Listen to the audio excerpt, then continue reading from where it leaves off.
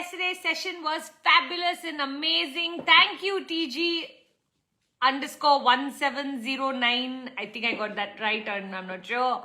Thank you so much for all of you who were there yesterday. It was so lovely to have you there. Please keep coming back for all the sessions and just keep diving deeper and deeper into the Sisterverse. Hi Priya, hi Vidhan Maheshwari.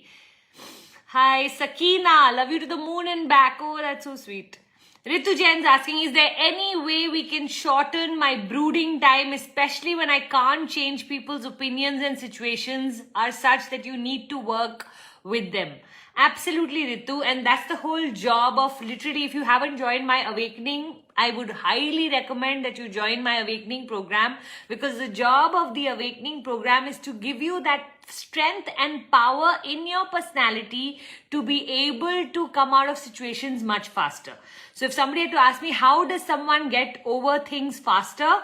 The more stronger you feel, the more in control of your own life you feel, the more trust you have between your conscious mind and your subconscious mind, the more you speak what you mean and mean what you say, you will start to see a power getting built within you, and that power is what makes us emotionally stable. And the more emotionally stable we are, the faster we can bounce back from any kind of hiccup around us. Okay, so you need to work on really making yourself super strong, and one of the easiest ways is to come for my awakening program, where I take you on a 1 month beautiful journey of first creating that powerful version of yourself, then actually taking you through healing, then taking you through aligning with it, and then embodying it. So highly recommend it. For the month of July, we are already fully full. We already have, I think, 1200 registrations. So if you want to still join, I definitely have the August batch. You can look at the August batch, yeah? You look beautiful. Thank you, Nagashri. I am a Cancerian mom. Nice hair. I was actually supposed to wash them, and then I didn't have enough time. So I like it when you say nice hair.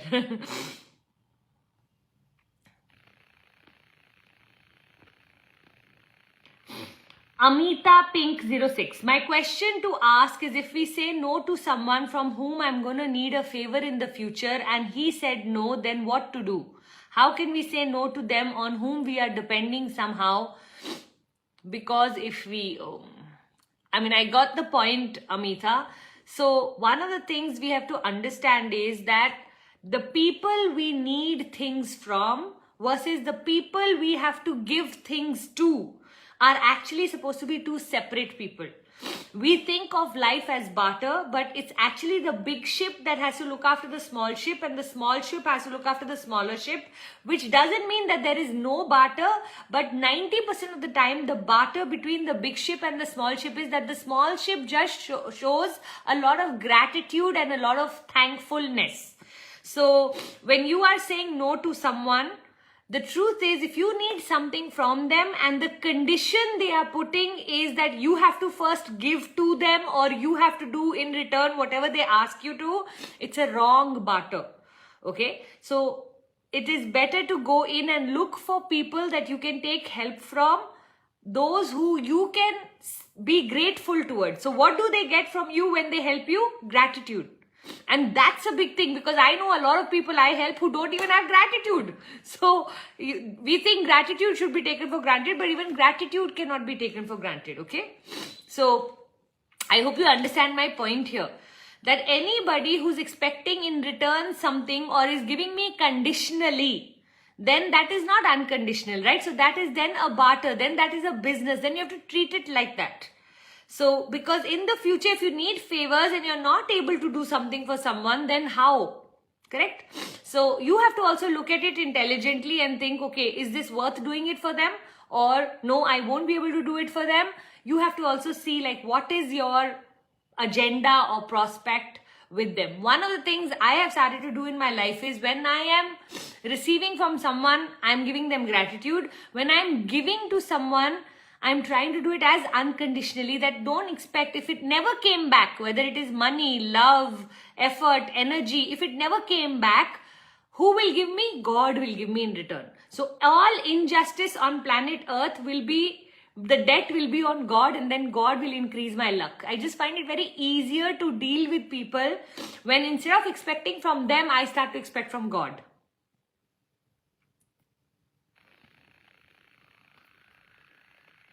Be kind and compassionate. If you always feel you're walking on eggshells while interacting with a person, is it toxic, or how to deal with them? Of course it's toxic, Mirijan.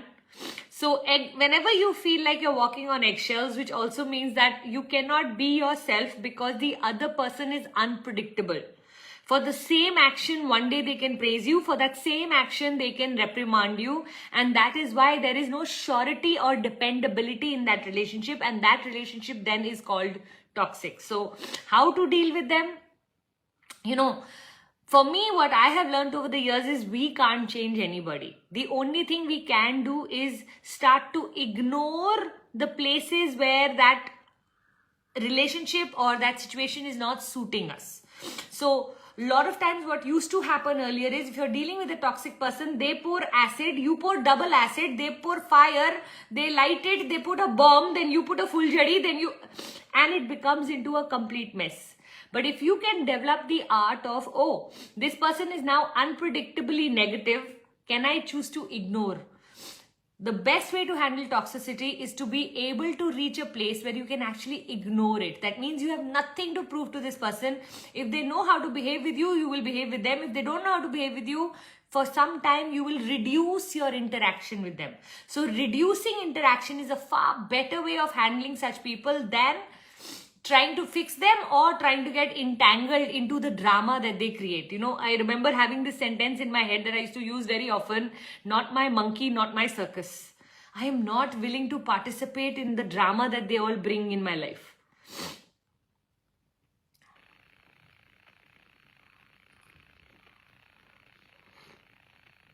Coach Rachna, what are the 3 things one should never miss doing as a new coach?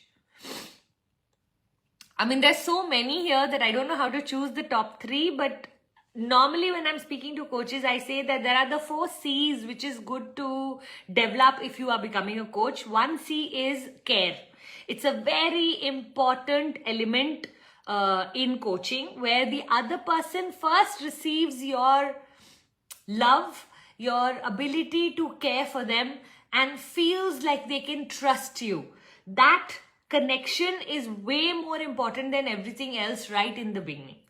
Another C I talk about is curiosity, where you don't assume or presume anything in their life and allow them to just talk it out till, you know, you feel like, okay, now there is a connection here. Because remember, just them talking is also therapy.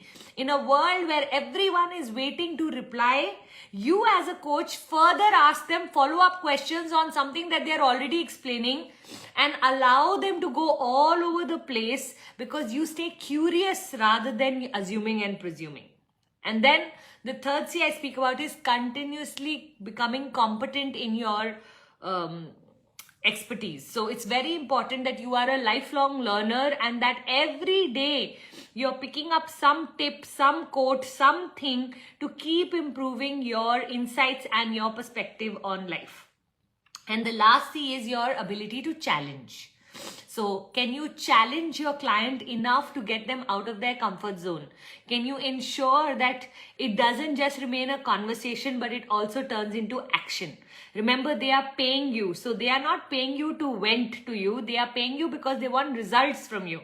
So it's very important to take them towards the results. So the 4 C's: care, curiosity, competency, challenge. See how you can use this, yeah? Divmin20144, how to deal with a 10-year-old boy's misbehavior? I think the most important question to ask yourself is, where in their life are they wanting attention, or what are they wanting attention for? Any sort of misbehavior by a younger child is a child screaming out to be seen, to be heard. If we can start to see and hear them in real, then they won't need to misbehave, correct? So all misbehavior, if we had to put it to that there is a certain amount of attention this child is needing, then that becomes much easier to handle. 2-3 things in with a 10-year-old boy, see if you can start to spend a lot of your time talking to him about things that interest him. So one of the most important things to do is I remember at one point I had become PhD in FIFA, PhD in Beyblades, PhD in things that I had zero interest in. Why? Because I know that if I show my children that I'm interested in things that they are interested in, someday when they are not interested in what I do, also they will show interest because I showed interest in things that, so they learn through mirroring or seeing, right? Another thing is to build choices and consequences. So if the only thing a child gets is shoutings or, not to behave in that manner, he's being played, you're playing the good cop, bad cop by doing, sometimes you're giving him love and sometimes you're giving him punishment. Then what happens is the child does not start to take responsibility of his behavior. Anytime he needs attention, he will throw a tantrum because he knows his tantrum gives him attention. Instead, you need to set choices and consequences. What do I mean by choices and consequences? Whatever he's doing, let him pay the price for it, because that's how the universe works. The other day I was watching a video by Jordan Peterson, and he said one of the things as parents we must do is that we shouldn't be more nice to our children than what the world is. We have to teach them how to operate in the world. So when we make it all cushiony and lovey and amazing, what can happen is they don't know how to deal with the world then, correct? So learning to give them a small replica of how the world will treat them is important. Another thing that I had heard a person say is, if you are disliking something in your child, you should change it because the world will dislike it doubly. Because we are as parents so far more forgiving. So those are great pointers for me. So I'd love for you to start to look at how can you set choices and consequences. Let's say your child loves ordering on Swiggy, okay? So the day he misbehaves, he doesn't get that food, or he doesn't get TV time, or he doesn't get video game time. Now you can keep sulking as much as you like, my darling, but if you don't know how to behave yourself, you're not getting nothing, okay? And I think that's very important, that in a world where we've started to believe that parenting is all about becoming friends with our child, remaining a mother. They have so many friends. They have only one mother. I think staying a parent is also very, very important. And while you can be extremely polite, sweet, nice in your tonality, you don't have to change your tonality into anger and Kali coming out. Your tonality can be extra sweet, but the firmness in your voice should let the child know who's the deciding person here, correct? So see if any of this helps you manage, especially the choices and consequences.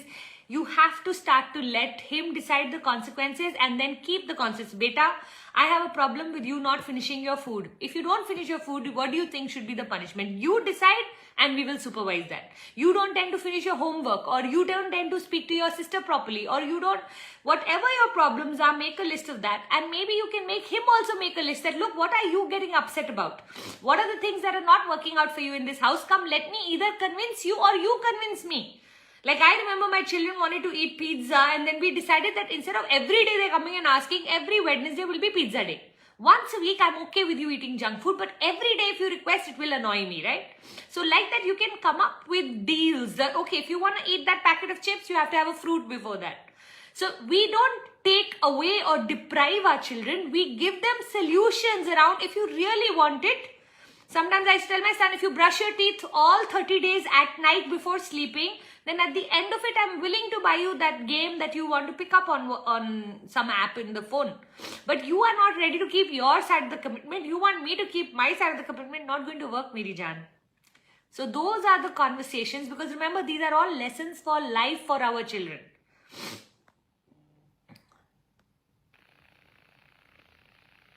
The resistance theory made me realize so much. It was so helpful. I'm so happy to hear that. How to overcome limiting beliefs and how to work on my worthiness. Wow, that's a deep topic. You know, one of the things I always say is our mind is collecting so much evidence once we have given things meaning. If you want to know what is an average person, an ordinary person, an extraordinary person, and a goddess person, the difference between the three is the meaning they give to life. Some of us are experts at giving negative meaning. What happens is when we give negative meaning to every situation, we take everything personally. If you're going to take everything personally in your life, you're going to land up suffering. True or not? So you need to start to give better meaning. Okay, reality is I'm feeling like he doesn't care. But however, can I give it a meaning that he's way too busy these days, so he doesn't have the time to care? Same situation, similar meaning, but it changes my energy towards the person. Okay, if he doesn't have the time to care for me, then what can I do to ask him to give me time? Okay, Puneet, every Wednesday can we go out for dinner? Instead of me going to the room and saying, you never care, I don't even think you love me, you're always on your phone. उसी से चिपक जाओ और उसके बाद gym के बाद friends, बस और सब लोग important है, मैं ही नहीं important too. And we compare and make the story so bad, correct? So learning, if you want to work with your limiting beliefs, ask yourself, what is the story I've given myself? And then look at an empowered person and ask yourself, if they had to create a story in my situation, what story would they give? You know, I remember for so many years, I used to follow Mother Teresa would do what in this situation. Like, I want to get up and whack the person, but Mother Teresa would smile and ask that child, let's say I'm talking about a child, what would you like to do in this situation? Oh God, that is so hard. But when you do that in that situation, guess what? You create a completely new relationship, right? If you are able to keep your calm and you are able to find out what the problem is rather than react to the problem, how much better you'll be able to handle the whole situation, right? So limiting beliefs is just you make a list of all your limiting beliefs. Look at what's the story you're giving it right now. See if you can create a new story. New story creates new feelings, you know. There's so many facts. Like, there used to be a time in the world where people used to believe that in under 4 minutes you cannot run a mile. Okay, then there was a man called Roger Bannister. He ran a mile under 4 minutes. That year, 136 people were able to beat the record, right? So what happens is our entire mindset changes when we change the story. Up until now, up until that point, what was the story?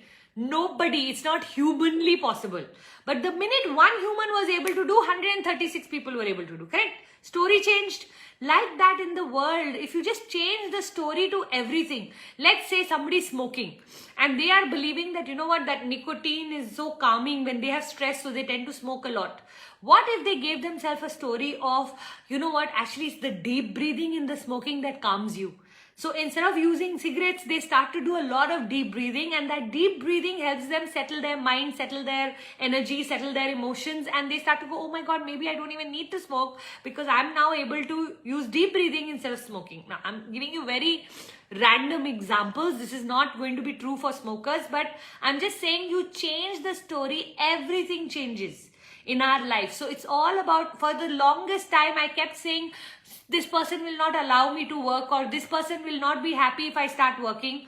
You keep giving that story, you will keep hesitating in doing everything. A day came when I woke up and my new story was, whether they like it or not, I am going to do it now.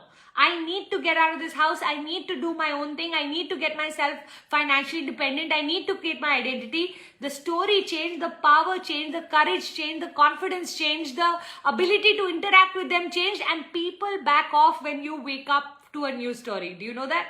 So that's how you work with your limiting beliefs. As far as working with your worthiness, I will go back to what I said as answer number 1. All worthiness work is always around the amount of deservability you have in your personality. How do you build deservability? By saying what you mean and meaning what you say. When you say in the morning, I'm going to wake up at 7:30, wake up. When you say I'm going to go over to her house, go over to her house. If you say I'm going to look after, you know, your child doing his science homework, make sure it is done. How much ever you make your words valuable, that much how much your worthiness keeps going up.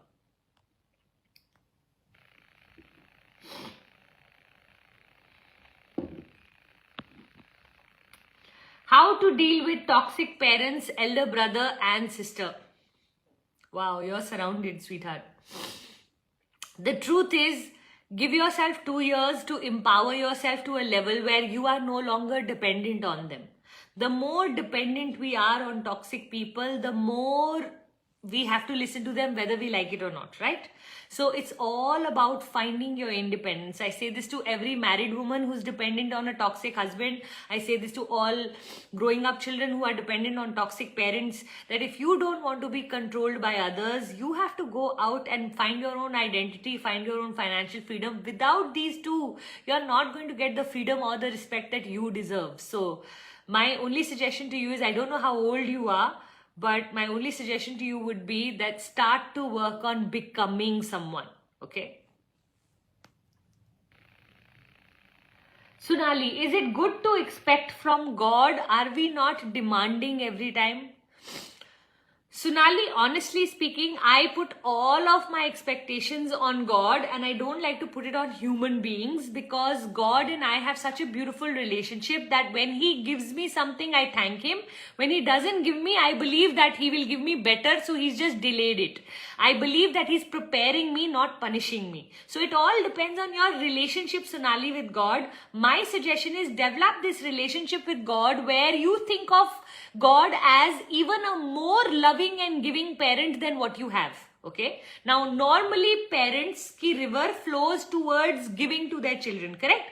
All parents want to love their children, want to know whether they are capable, whether they come out to be toxic, whether in their good intentions they made wrong mistakes. All of that is possible, but generally, overall in the world, the parent is the giver in the relationship, right? Now, if a parent or a mother can be so capable of giving to her child everything that she has, God too is one on top of mother also, right? So you have to first start to believe that God loves giving you. That's the first thought you need to have, that God loves giving you. Once you feel like God loves giving you, then you need to start to, how can I deserve? How can I create deservability that God should love to give me, not just because He loves giving me, but also because I'm deserving of the love. Okay? So, one of the things I tend to do a lot in my relationship is, God, I'll look after your people. I'll be a better human being. I will speak the truth. Whatever I think are good qualities to develop, so that God can reward me more and more. And then once you have that relationship, and over the years you build that faith where you start to find evidence around the fact that, wow, God is always working for you, never against you. Life is happening for you, never against you. That He has your back, and you create that relationship, then you have nothing to worry, Meri Jaan, because really what will start to happen is, wherever in life some expectation will not get met, God will pour into your cup ways and things that you had never imagined. So start to connect all of your bad luck in the world to the miracles that God is going to start to give you.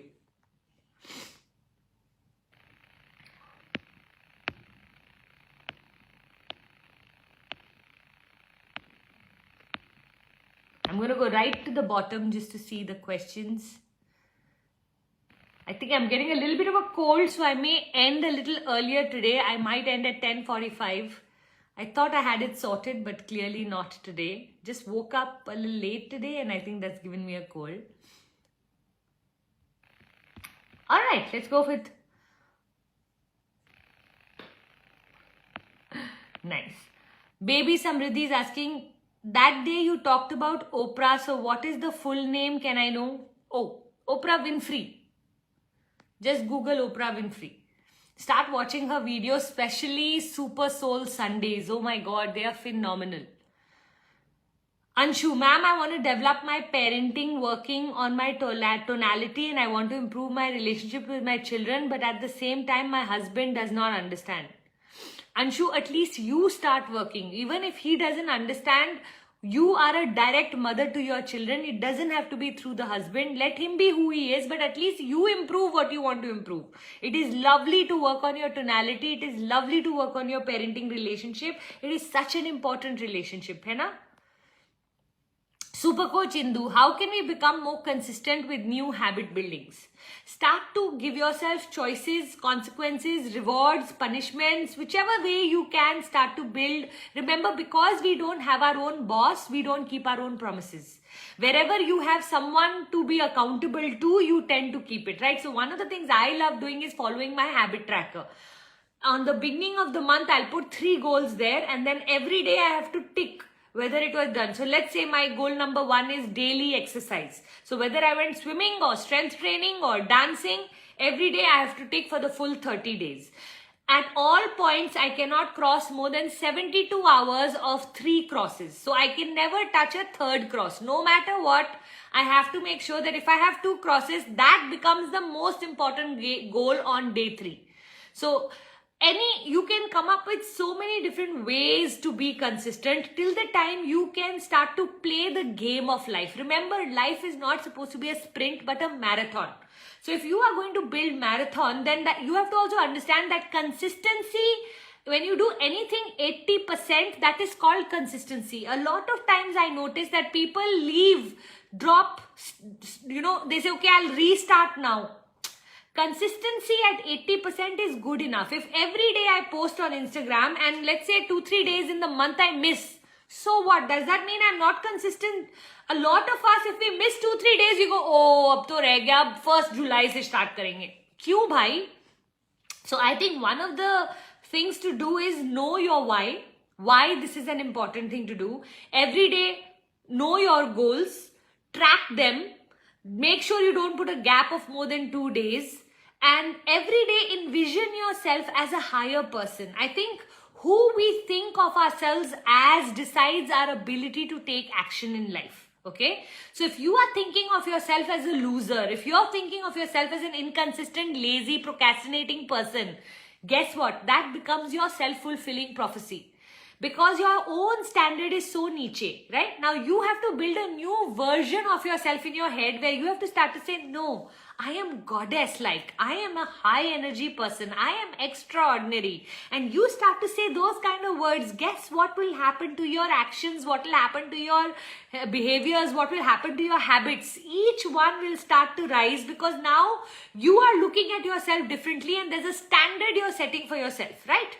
So for all of us here, we all have a money standard. We all have a relationship standard. We all have whatever we are willing to adjust to is our standard.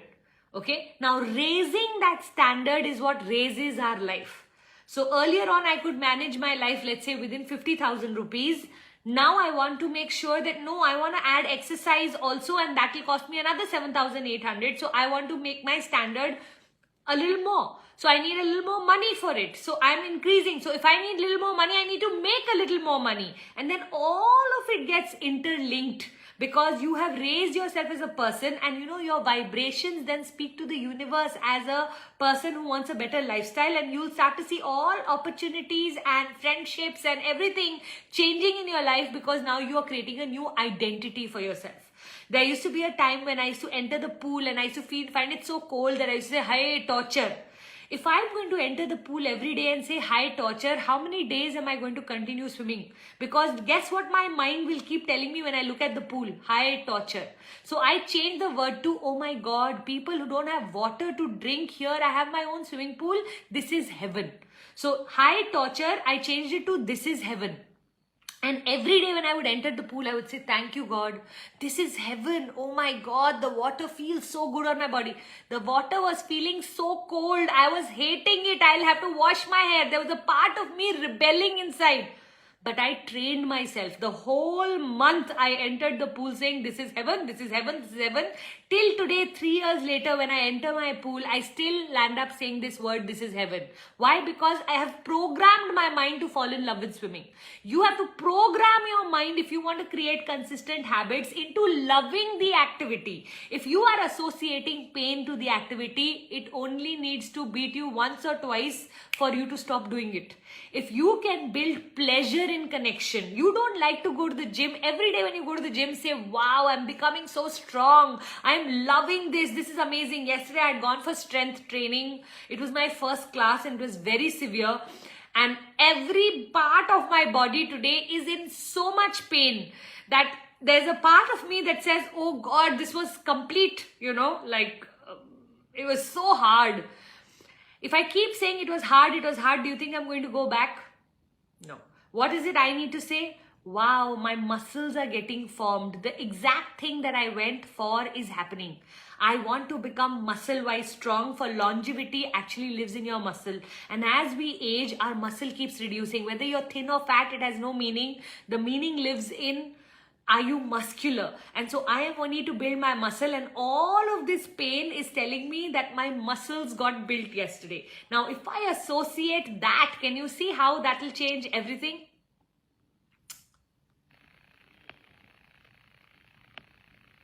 Oh, thank you for wishing me a good day. Ekta Kapoor Rangan, I feel lonely. Ekta, can I tell you one thing? You are not alone, Meri Jaan. You are not alone in this world when you feel this way. The world right now is getting lonelier and lonelier.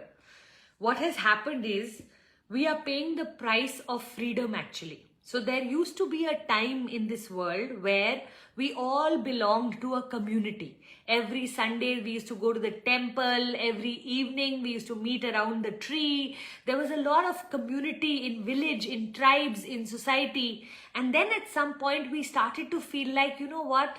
I want to be able to do my own thing. This belonging to this big group, I'm not feeling my own identity. I want to create my own identity. So people started to shift from villages to urban cities, and from joint families to individual families. And the more and more freedom we started to demand, not realizing that the cost of freedom is loneliness. Okay? You want to be a part of a big house. Like I live in a house of 13 people. It's almost impossible to feel lonely here because there's always someone around you, right? So the price of being with family is adjustment. You have to adjust. You don't have the kind of freedom that a nuclear family will have. But guess what? If today I fall sick, there will be 13 people standing outside my hospital room to look after me. So I'm investing in those relationships because I don't even know if I really want that level of freedom. Okay, my core value is freedom, and the more I have worked with my freedom, the more I've gone back to realize that there's a price even to freedom, and the price of freedom is loneliness. So for all of us who are getting more and more lonely, it is because we have stopped investing and nurturing in the relationships around us. For you to not feel lonely, you have to start to give meaning to the relationships that you've stopped giving meaning to. We start to feel, oh, what are they going to do for me, or what am I supposed to do for them? And we start to go on this journey of building only ourselves. If you are building only yourself, you will reach the top of the ladder, but it is what I call empty victory. What's the point of the victory if you don't have a single person to celebrate it with, right? So today onwards, make a list of at least 5 people that you are going to now put in an effort and nurture. I have created one village of 2 friends that I love going for dinner with. I have a group of my forum, I call it, of friendships that we travel and meet once a month mandatory. Then I have family. Both sides of my family I keep investing in because these are very important people for me. Then there is, so like that, if you have a movie gang, if you have a cards playing gang, if you have a dancing, I go for my dance class now, that's become one gang. Creating these different pockets of gangs has helped me remove my own personal loneliness. Otherwise, I had started to work from 10 to 6, and after 6, I used to be so tired that any party Puneet would say, come. I was like, please, I can't talk anymore. I've just spent the whole day talking. And I started to see myself getting more and more isolated. A couple of months ago, maybe 3 months ago, I said, you know what? This is not right, because what I'm doing is when I'm not able to find a group of people, guess who I'm putting all of my expectations on? On my spouse. As Esther Perel so beautifully puts it, that, you know what? We now expect from a man what a village used to provide us.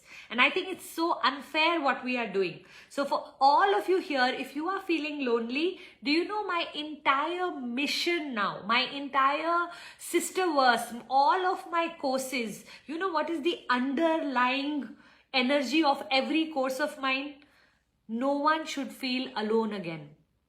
When you join my course, every single person gets their own big sister, gets their own personal coach. No matter which course of mine you join, at all levels, you will see there will be someone standing right there beside you through the program.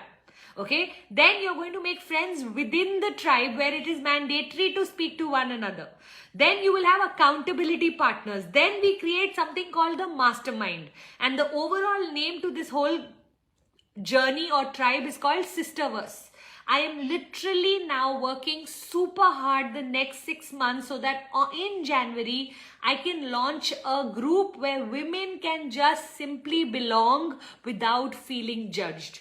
And you know what? I know this is a big mission. I know in the world right now, we've all become really lonely. But if you are someone, my sweetheart, who'd love to be in my army of women to not only stop feeling lonely yourself, but start to support other women to not feel lonely, I'd love for you to come and join Awakening and go on this beautiful journey. Because when in January I launch the whole thing, I'd love for you to be a part of it.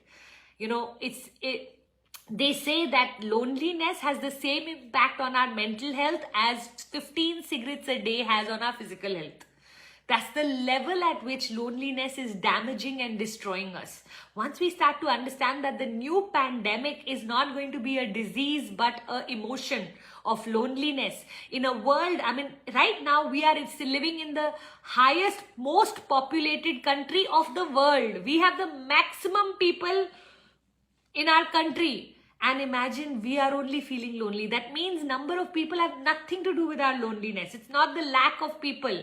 But it is sometimes you can stand in a party of 100 and still feel all alone there.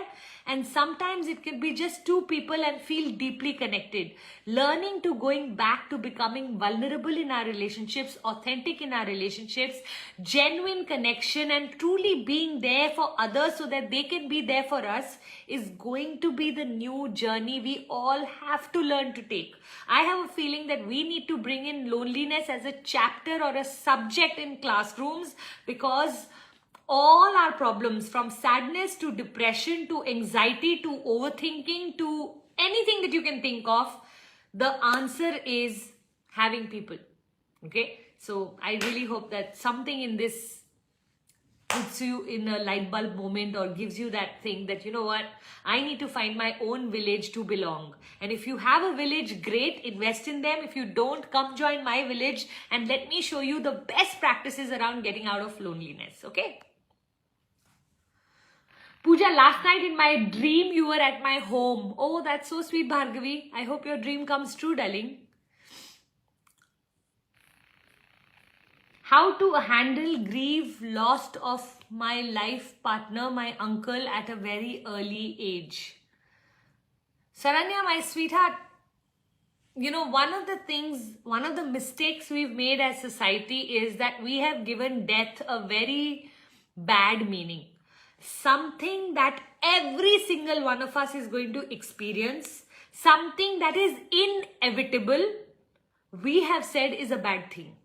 What if we had to give death a new story? What if we had to say that, you know what, every person that we are connected to that is now living in heaven is our hotline with God, and that their merging with God is a far superior place for them to be than being on earth.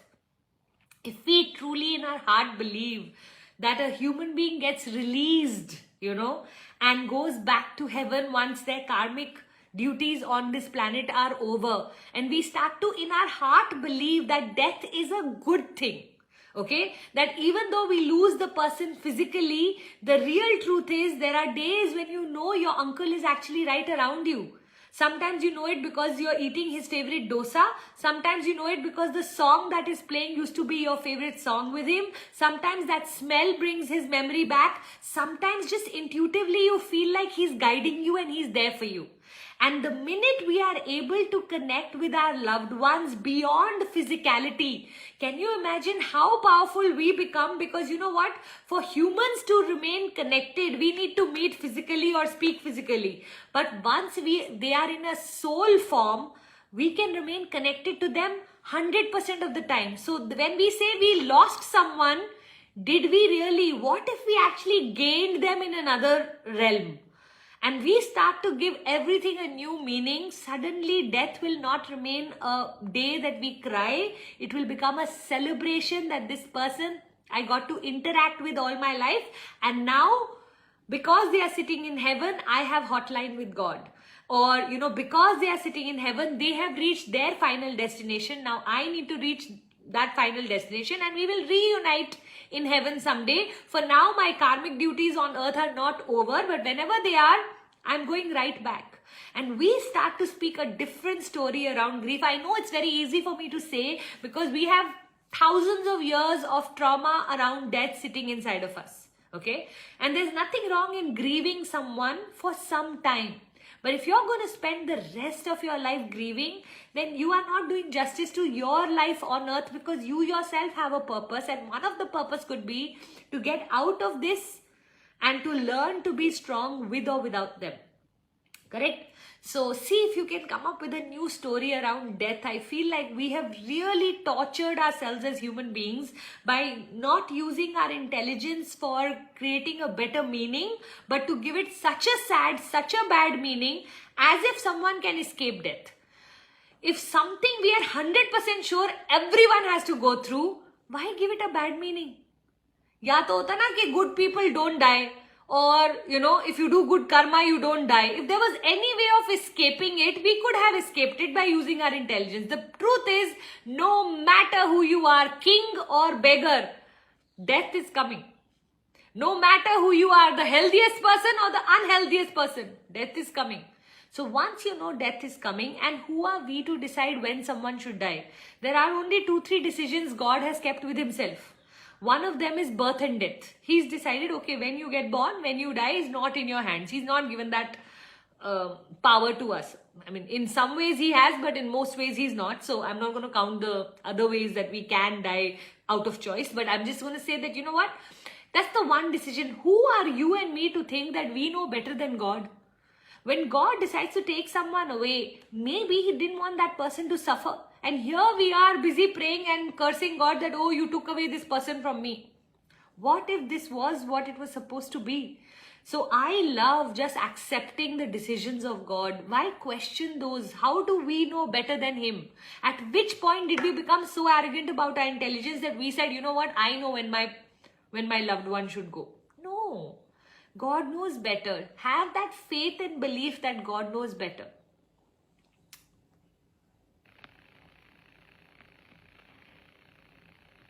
Okay, I'm going to go right to the bottom. We've hit 10:44. I'm going to go in 15 minutes. Last time I forgot to click photo.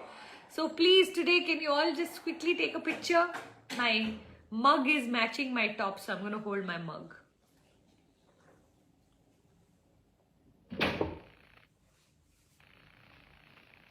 For all of you here who would love to do the challenge, all you need to do is share my picture on your stories and tell me which is your biggest takeaway, or what was your light bulb moment, or what is the one thing you're going to start to do because you spent the last 45 minutes with me. Okay, so just put it there, tag me Puja_Puneet so that I can also share it in my page or my stories. Yeah.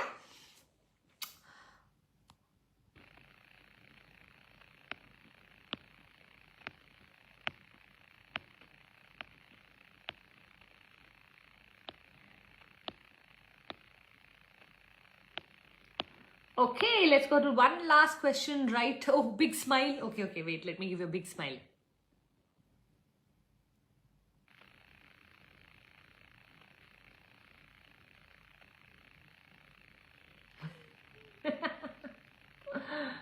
Yeah, got it? Awesome, thank you. Sirat Sandhu Bajwa. How to raise vibrational frequency in order to manifest. You know what? There are 2 pillars that Dr. Joe Dispenza, if you haven't watched his videos on vibrations, please, I highly recommend this man. Is worth watching. One, he says, is you should have clear intentions on where you are going, and you should have higher emotional vibrations. So positive emotions. So positive emotions with clear intentions, when you marry these two, you become a manifesting queen. Now, clarity in thought is very important. So today, if you can sit down and write out at least 100 things that you want in your life, Just sit and clearly just keep writing on paper. It may feel very stupid, okay, how the hell am I going to ever attract this? But just keep writing. I'd love a fit body. I wish I can do a headstand. I would love to be super fit. I would love my skin to glow. I would love hair which are fluffy and plush and soft and sweet and all of that. So just keep writing, first on health, then on wealth, then on happiness, then on travel, then on technology, then on intelligence, then on the books you want to read, the courses you want to do, the relationships you want to have with every single person. Just write 100 things on paper. Okay, this will give you completely clear intentions. Now, out of those 100 things, you can take out 10, which most important for you, let's say for this year, and focus on those 10. So that gives you clear intention. Then every single day, start to do deep gratitude. You can do current gratitude for what is already happening good in your life, or if you want to take it to another level, you can even do future gratitude. Write down those 10 things that you've written as goals as if they have already come true. One of the most beautiful things Eckhart Tolle speaks about manifestation is that the current moment is the manifesting moment, which means what? You have to go into your future, look at what you want, and then believe like it's already come true in the current moment. The minute you create that bridge from your future to your current moment, and in your heart you start to believe and feel like it's already come true, that is the moment from which your manifesting starts. So this joining of the bridge is very, very important. So clear intentions, positive emotions or higher vibrational emotions, and then every day when you do gratitude, and in your gratitude, right, I'm so grateful to God for my son getting 100% in maths. I'm so grateful to God for us finding the 3-bedroom house in London. I'm so grateful to God. And you write it as if it's already come true, and you feel the emotion of gratitude. Remember, gratitude is the #1 emotion or the highest vibrational emotion that you can experience. So you start to live in gratitude and you start to have clear intentions. You will become what I call the queen or king of manifestation. So get this done. The more you can believe that it's come true, the faster it will come true. We as human beings have become expert at talking about the things that we don't want. We rarely talk about the things that we do want because we say nazar lag jayegi. Okay. Now you have to reverse this whole formula. You have to stop talking about the things that you don't want. You have to stop complaining, stop blaming, and only time your mouth opens, positive things should come out. And for some time, I agree, nazar lagegi, lagne do. Overcome the nazar by continuously keep talking. When that unfamiliar territory becomes familiar, nazar nahi lagegi. Okay, a time will come where Shah Rukh Khan coming on the cover of Cineblitz or Filmfare is normal. You turn your extraordinary into your normal, nazar nahi lagegi. But the path to go from normal to extraordinary, to make that normal, is a path where nazar lagegi. Thoda kala dhaga pehn lo, mirchi waar lo, whatever your religion says, usko apne aap ko sambhal lo, but daro nahi. Don't get scared. Just keep doing the work, because the best way to beat nazar is to make that your normal. If your son ate 3 rotis one day and nazar lagti hai, if he eats 3 rotis every day, a time will come where 3 rotis will become his normal. The minute it becomes his normal, now nazar can't happen. Okay? So don't be scared of nazar. If you want to really become a manifesting queen, start to live your life in the deepest place of gratitude. If somebody had to ask me, Puja, what's that one thing, that one legacy you want to leave, or that one message you want to leave to the world? I would just say, from the age of 3, when the child is literally 1, 2 or 3, till the child becomes, 100. Okay. Make sure one of the practices the child does is of gratitude. You start to infuse gratitude into the personality of the person, that person doesn't know how to speak but in gratitude. I can assure you that's where gratitude meets grace. So what happens is, the deeper you are in gratitude, the bigger your grace of God increases. So you want to become lucky, you want to get into the miracle zone, you want to become this person who is mind-blowing amazing, just start to do gratitude every day. Maybe for the first 10 days you'll do it, you'll be like, ye Puja, ये करने से मेरी जिंदगी बदल रही है, बल्कि मैं जितना ग्रेटिट्यूड लिख रही हूँ उतनी लड़ाइयां हो रही हैं. And you know what? Sometimes we can come up with all of this crazy thing, but you keep doing it because you believe in me. Keep doing it, keep doing it, keep doing it. 90 days, 60 to 90 days के बाद magic happens. And when that magic happens, now you are going to come back and say, Pooja, पहले क्यों नहीं बताया? Okay? I can tell you, everyone in my tribe, it is mandatory for them to do gratitude. I've made it mandatory. So if you're not doing gratitude, मेरी जान, just this one activity can change your entire life. Clear intentions married with high vibration emotions makes your life simply gorgeous.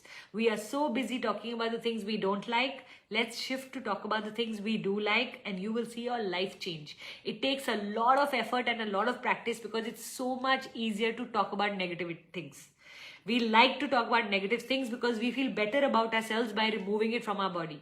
While the real truth is, the extraordinary people will rarely take out any negativity from their mouth. In a negative world, they don't want to add more negative energy. So they will find the silver lining in every cloud. Oh, uska accident ho gaya. Sab bach gaye na. Gaadi ka kya hai?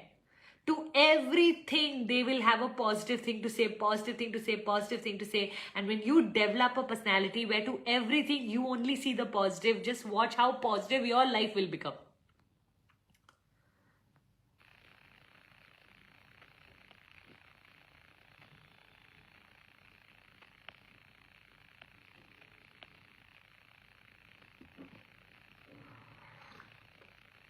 How to live positively when people at your own house are always negative. Niharika, you know what is the beauty of a human being?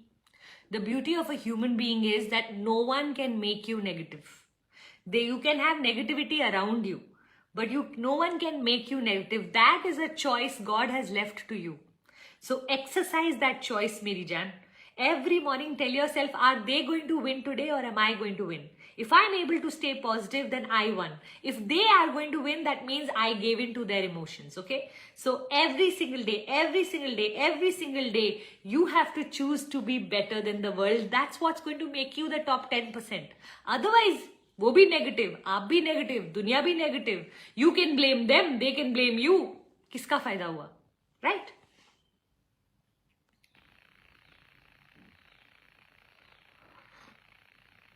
What if someone doesn't feel gratitude at all for anything? Like my friend, she lost her husband in COVID 2 years back. Now she says there's no God and doesn't feel gratitude at all for anything. A lot of people lose their faith in God when they lose someone to death. Okay? Because somehow we have created a relationship. There's a conditional relationship we have with God, which is if everyone around me, nothing happens to them, only then you exist, God ji. Otherwise, you don't exist. Okay? So when you lose your most loved one, I mean, you can give her more time to recover from wherever she is. But this is a very natural and normal thing. Why is it natural and normal? Because our relationship with death itself is wrong, na? We are thinking that God did something wrong to us by taking our loved one away. What if in the bigger picture, when she goes to heaven, she realizes that, you know what, her husband is so much better a place, but her journey on earth was not over because she needed to learn the lesson of being in gratitude without her husband. What if she had to learn the lesson of prioritizing her happiness? What if she had to learn the lesson of patience? What if she had to learn the lesson of strength in her own personality without this man? I don't know what her lesson is. I know every death is a lesson for the person left behind. And if you can learn the lesson, whatever it is that you are depending on that person for, if you can make yourself strong enough to manage that, then you'd rather think of him rather than miss him. And the day you start to form that personality, I think you become so awesome. And then your relationship with God and your loved one is so much superior. But these are all evolved conversations. 90% of the world, if someone dies, they are going to cry. Because we've conditioned ourselves for thousands of years to look at death as a bad thing. We have to recondition ourselves to start to believe first that, you know what? When their time came, I must let them go. But some of us just can't let people go. We feel guilty almost being happy. What kind of a world have we built where when the inevitable happens, we should feel guilty about being happy? somewhere this lady may be feeling guilt for being happy, that if I become happy, then it'll look like I didn't love him enough, or he may feel like that, or I may feel, there could be so much guilt. I want to celebrate death. I hope someday in my tribe, we have a completely new meaning, a completely new connection with death, and everybody in my tribe starts to celebrate it. People should look at us and say, ye cult pagal hai, ye log pagal hai, because ye to celebrate karte hai is cheez ko, okay? But I know a day will come where the evolved people will start to understand that you can never control, you should never worry for. What is not in your hands, if you keep worrying for that, then you have just created misery for yourself. That means you're not using your intelligence, hai na?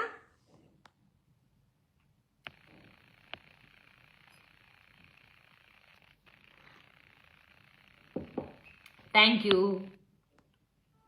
Can we change our goddess picture every month if you like? The day you feel like this one is done with, go to the next one.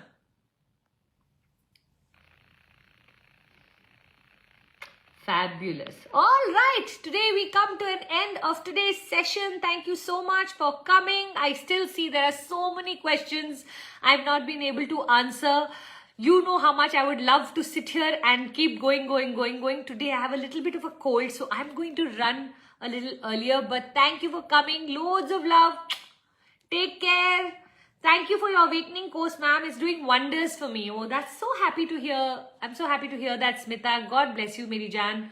For all of you who've not joined Awakening, highly recommend you get in touch with Gunjan. Her number is 7823988142. Let me repeat that, 7823988142. Just give her a call. Tell her you'd like to join the August batch, and Aja Meri Jan, how much I would love to have you. Yeah? Loads of love. Bye. Thank you.